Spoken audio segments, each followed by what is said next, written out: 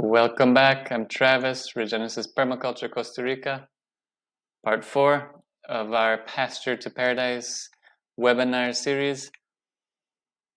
Here we're going to look at site assessment, planning, and preparing. These final things we need to take into account and prepare before we just go and plant trees. Because planning is best done in advance. Yes. Better to make mistakes on paper than it is to make them out in the field. So first I want to present to you the scale of permanence. This is put forth by P.A. Yeomans here in Australia, the first modern ecological landscape designer. He was an inspiration of Bill Mollison, the father of permaculture. And many of Yeoman's ideas are actually in the permaculture books. So you might be familiar with this already. But what the scale of permanence says is that when we're going to design land, we need to think of the large picture first, the things that are difficult to change, things that take more energy and more time to change. And so that's where we start here with the climate, and then move it down to land shape and geology, and then water, roads and access, and the trees and forestry, all the way down to soil, which is something that we can actually change very quickly in the matter of a year or even shorter. So a link to the scale of permanence. And there are many different versions now. The Regrarians, others have tweaked this and have evolved it, and it's great. I have a hybrid here. Looking at climate, geography, land shape. So of course the climate gives sort of a context into what we can plant, and also we need to be aware of the seasons and the time of when we're planting and doing things like that. It's very important to take this big picture in before just planting trees. The geography and land shape, I'm going to zoom in on this picture here. This is, we provide a remote site analysis using satellite imagery. And here on this project, you can see the green and the yellow are the east, southeast, and south. And in the humid tropics, here, this is in the northern hemisphere, this is the most important because we want the morning sun, right? Because it's cloudy and raining in the afternoon. And so the morning sun, the east, southeast facing, is the most important. And so on this project, it's very important to know the yellow and the green areas for the gardens, for the greenhouse, for clothes drying, and to be able to really take advantage of that sunlight coming in.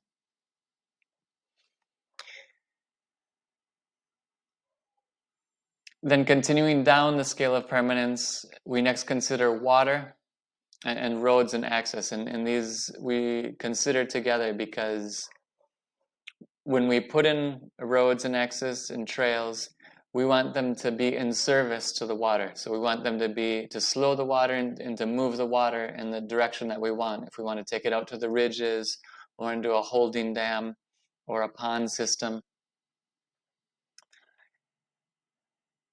And so regarding water, this term key line, this as well, the key line design was also put forth by P.A. Yeomans as part of the scale of permanence, and it's very popular in permaculture.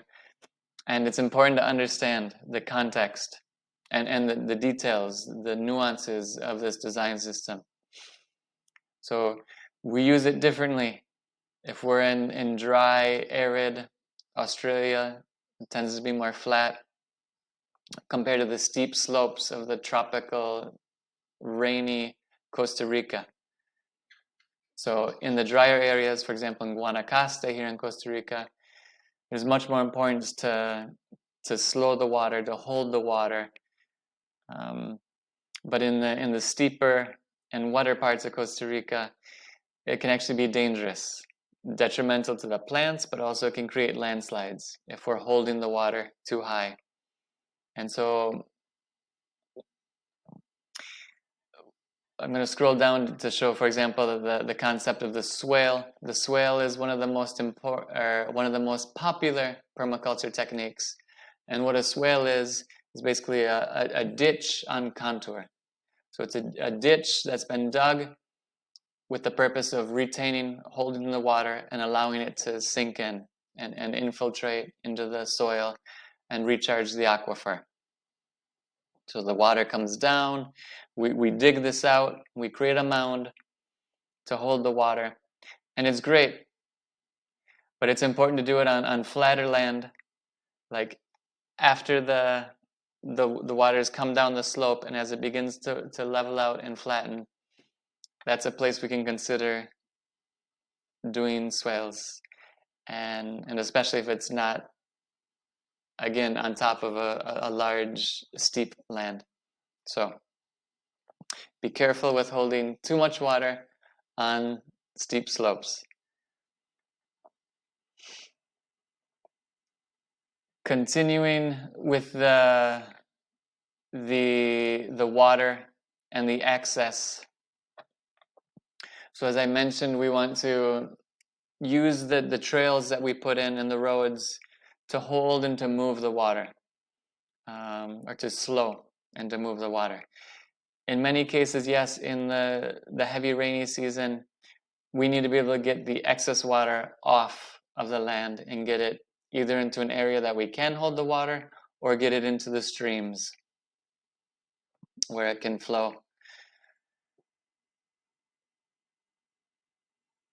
So I'm going to talk a little bit about the planting.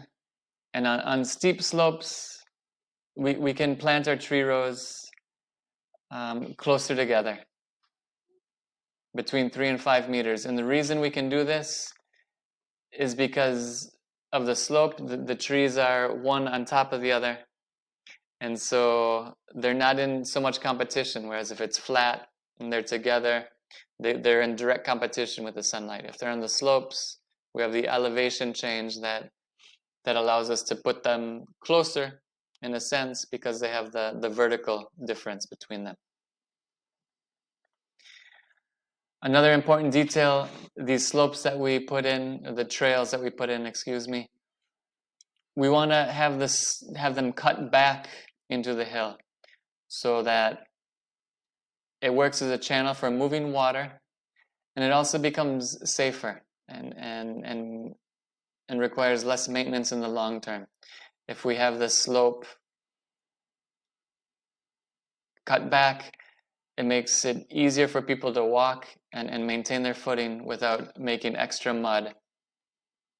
And so this little bit of extra work to cut the slope back into the hill, again, allows us to channel water, and it makes it safer for us to walk. So highly recommended.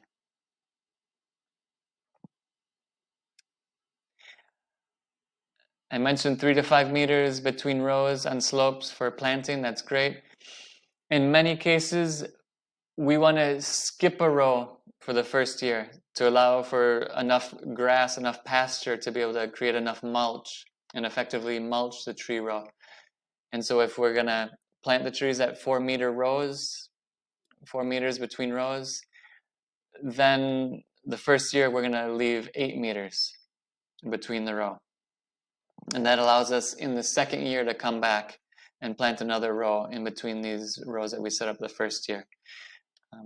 We don't need to plant every row the first year. If we do that, in many cases, we won't have enough biomass to create enough mulch and to feed the soil food web. So again, it's better to do one row and skip one to have enough biomaterial the first year for mulching.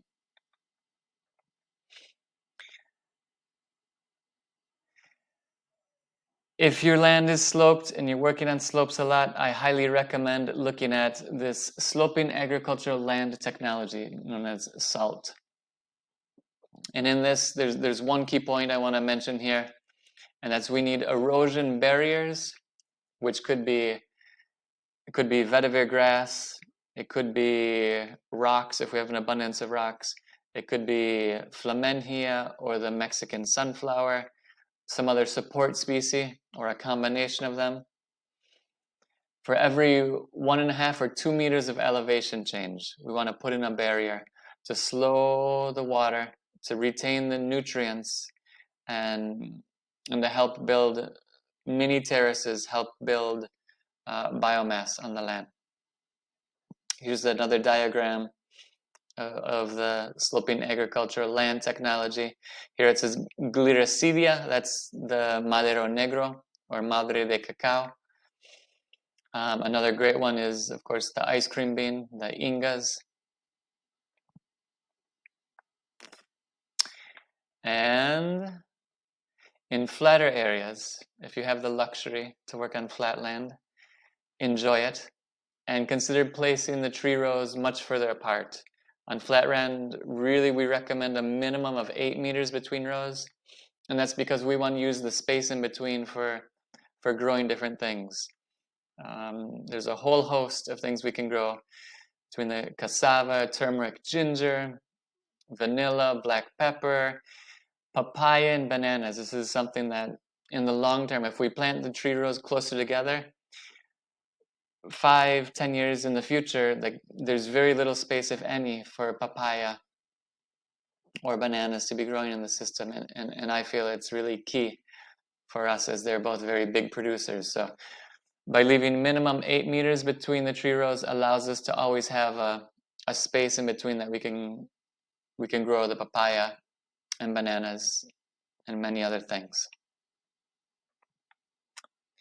And yes, it allows for the intercropping, and also if we are grazing animals, it leaves effective space for years in the future in this transition period. And that concludes our preparations and planning. We're gonna come back for part 5, strategies and techniques for transforming pastures into food forests. And this upcoming section is really the bulk of the webinar, and maybe what most of the people are most interested in. So I hope you've enjoyed the webinar series thus far, and take a break, get your notebook, and come back for part 5.